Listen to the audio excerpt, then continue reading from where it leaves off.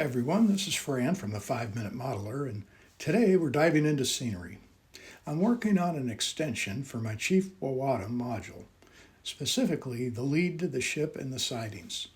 Most of this is wild, unkempt field growth.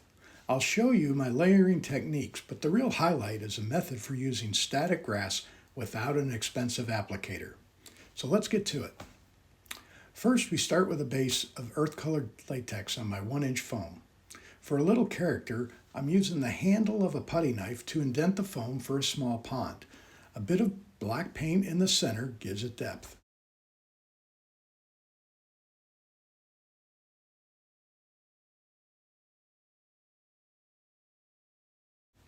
Next, I'm brushing on Woodland Scenics Scenic cement. One thing I would avoid standard PVA like Elmer's if you can. It can dry with the glossy sheen that looks unnatural. I'm layering my low growth first. I'm using yellow turf for the dry spots, especially near the tracks where railroads spray weed killer. Burnt grass for a natural sun-baked blend. And then coarse foam, which are leftovers from my tree making video, for scrub brush. I let the glue dry for a few hours. You could press the material in with a finger. No, it's not necessary. Once the grass is set in place, I hit it with the shop vac. I don't bother with the stocking over the hose trick. There isn't enough waste to worry about. Now for the fun part. Static grass applicators are great, but they can be finicky. This manual method, which I first saw from creators like Boomer Diorama, gives you incredible control. I'm using 7mm fibers in both straw and light green. 7mm is perfect for a wild field and scales out to just under 4 feet tall. I take the 7mm straw-colored fibers and roughly snip them in half. This gives me a variety of sizes and increases the randomness. Dab small amounts of glue where you want the tufts.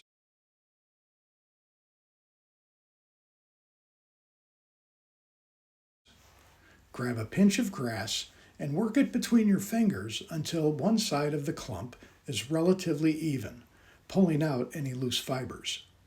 Lightly touch that even end into the glue and then pull up loosely. You aren't just dumping it, you're planting it. It creates a random vertical look that an applicator often misses.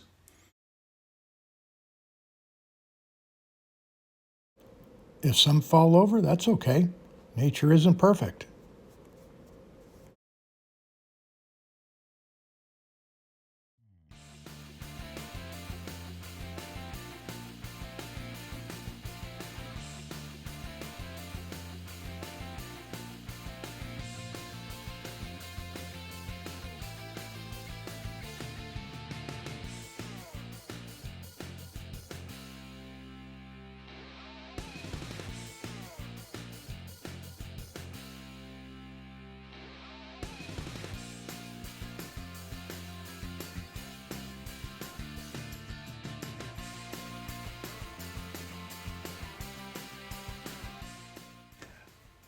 To add even more texture, Roger the shrubber comes to the rescue.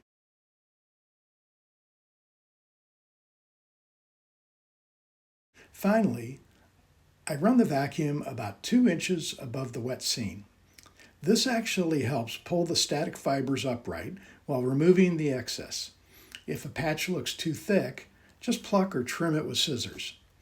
Add a few small trees and the scene is complete. Once the scene has dried overnight, I touch up any rough spots by adding shrubs or ground foam, and then do a final vacuum. You don't need a $100 tool to get professional results. A few bags of fiber and some patience will make your layout come to life.